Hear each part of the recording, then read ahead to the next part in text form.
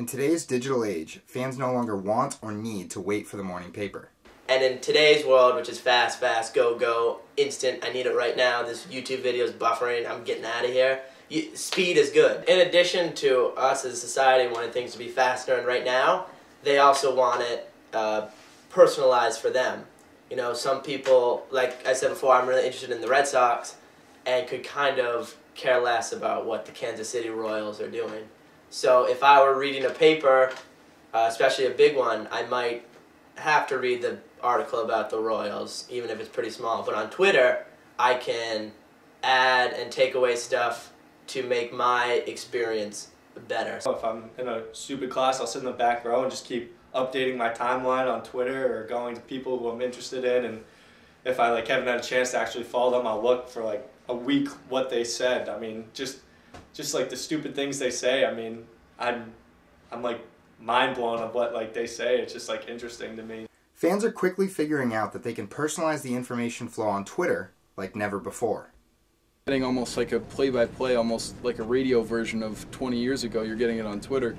And then, you know, it becomes really cool if you want to get really connected, is if you've got the game on one tab and you're watching that, and then, you know, at a commercial break you can go back and you almost get like an analysis right there, so you don't have to wait, you know, for a column. You can get, you know, each play is pretty much analyzed, and, you know, as long as you're following the right people, you can be getting up to the second, really, analysis. I hone in a lot on what's interesting to me in the sports world. So like I said, I'm really enjoy watching the Red Sox, so I'll follow Shaughnessy, who works for the Boston Globe, Lou Maloney, who works for the Comcast Sportsnet Boston affiliate. I follow the Boston Globe.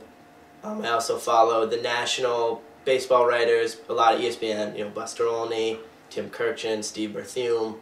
So it's interesting to find the local perspective on the Red Sox, as well as what the nation as a whole is thinking about the Red Sox. You can choose what you want to read. If you follow somebody who works for ESPN and you don't want to read about Jeremy Lin and you post a link about it, you don't have to. But if they do post a link about it, then about something you're interested in, then you can enjoy it. A bunch, because people were saying, you know, 6, 7, 8 years ago, oh, online is changing everything because now, you know, our analysis is coming a few hours after the game. Well, it's even changed more than that, and it's faster than that now because of Twitter. You kind of just want to feel like you're a part of it. It's kind of like a movement, I guess. An issue, however, is wading through what is authentic and what is fake. Twitter helps you out with that a little bit with the verification check.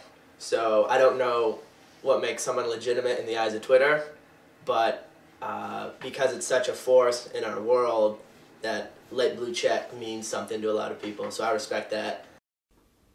While there is no denying Twitter's enormous popularity, there is also no denying the divide between Twitteraholics and the fans who live for the way things used to be. We talked to 4 fans about this. 2 are tweetering, while the others have no interest in the revolution. Meet 74-year-old Walt Allen. Walt is a diehard Lehigh football fan. Joe Emery is a UMass Amherst senior. Along with being a diehard Boston sports fan, he is also a men's league softball champion. Joe Devlin is a senior at Keene State College. He went to this year's Super Bowl, but he had to endure seeing his Pats lose. Austin Ziske is a senior pitcher for St. Michael's. An avid Nationals fan, he reads the Washington Post every day. We want you to get to know them a little bit better. It'll be pretty obvious their personal preferences when it comes to Twitter. Do you know what Twitter is? I never tackled that yet. Yeah? No. Is it just you don't feel up to it, or do you think it's... First of all, I have a virus in my laptop. Twitter, that allowed me to have a conversation with him that I would never have ever again. Like if we were in the airport and I saw Jonah Carey at the airport bar or whatever, I wouldn't have the balls to go up to him and go, Jonah, what do you think of Derek? Yeah, I think Twitter's pretty dumb. There's no accountability. That's why I don't like it at all. I think people can say whatever the hell they want to say, and it's just garbage floating around being retweeted, I guess is the word, or whatever the hell it is. If you say something funny or something interesting, that they can retweet what you say and just say lol or just whatever. What's kind of neat about Twitter is you're limited to 140 characters. That's another thing I hate about Twitter. is that you can only, like, what the hell are you going to learn about somebody in 140 characters? I might take it to Staples. They have a geek squad, don't they, that cleans them up? When you're in a stadium, you know, if like an atmosphere of a big game, there's really no experience like it, but having Twitter there can kind of give an inside look at it. No, never. It definitely enhances it. It might kind of take away from it though too. You have never seen grass so green. That actually happened to me. I was sending a message to my buddy who texted me during the game, and I missed the first touchdown the Pats had after the halftime. You get hot dogs, you get some peanuts, you know, it's just, and you got, for the next 2.5 hours, 3 hours, you got nothing to do. Nothing to do. You just sit there and you watch baseball. I used to say to my wife, now it's Sunday afternoon, leave us alone for 6 hours. We're going to watch the doubleheader, you know? And she'd go up to the sewing room and stay out of our way. And you still say that now? I'm divorced. Now I know that Kevin Durant is a huge, huge sports junkie. I also don't care about, like, tweets like, I'm walking my dog now and stuff. I just don't care that much about a freaking athlete. Because I used to look at the newspaper every day. I still do, to a certain extent. But holding it and looking at it and feeling it is a lot different than just scrolling down on your screen. Right. I like the physical piece of paper in front of me.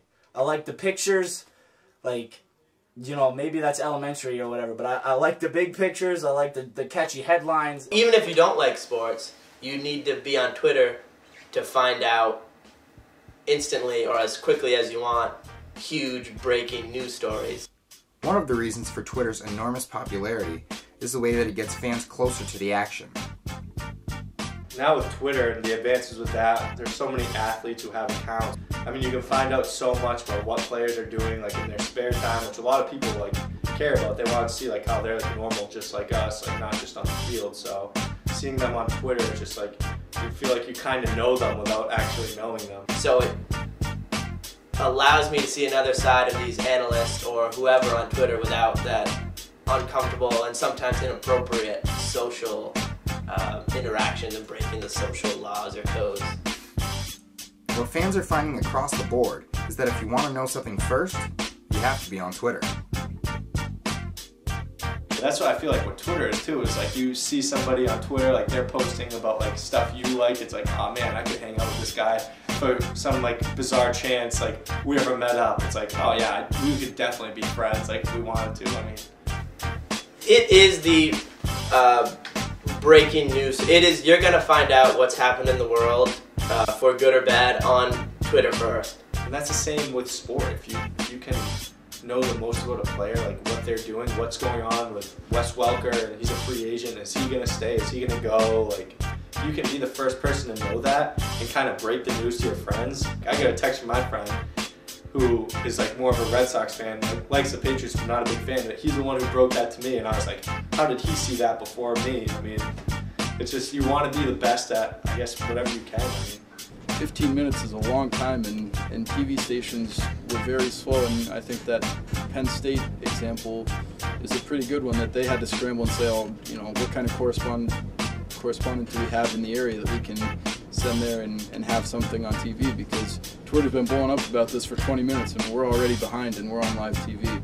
Yes, the news sites are reliable. Yes, the sports sites are reliable, but it's not the first thing you see. Is Twitter on its way to replacing the newspaper? Will 140 characters ever be enough? People will make the argument that, you know, as we shrink, you know, our attention spans, that fans are only going to want 140 characters, but I think that misses the point, because fans aren't dependent on, you know, just 140 characters. It's these 140 characters strung together. From a magazine point of view, like Sports Illustrated or ESPN's magazine, what's going to happen to those in-depth stories? I still think the sport fans will want those stories. They'll want to know the information instantly, but they'll want to go someplace and get more details. But what happens if our appetite for news continues on this road to a personalized 140 characters? Will people care about larger issues? Earlier this year, the Coney 2012 video took Twitter by storm, and if nothing else, it proved that people will take notice, but you have to entertain them first. As the Coney 2012, The Invisible Children, have found out, yes, they made it loud, they made it fast, they made it exciting, they made it sensational. And while Twitter is perfect for sports news, we're starting to find out that other things still require a longer form. But that's not the whole story. We need to read the full-length newspaper article, we need to get out books, we need to find other sources of material and information so we can know if this sensationalist piece is reliable and trustworthy, or is it kind of just propaganda.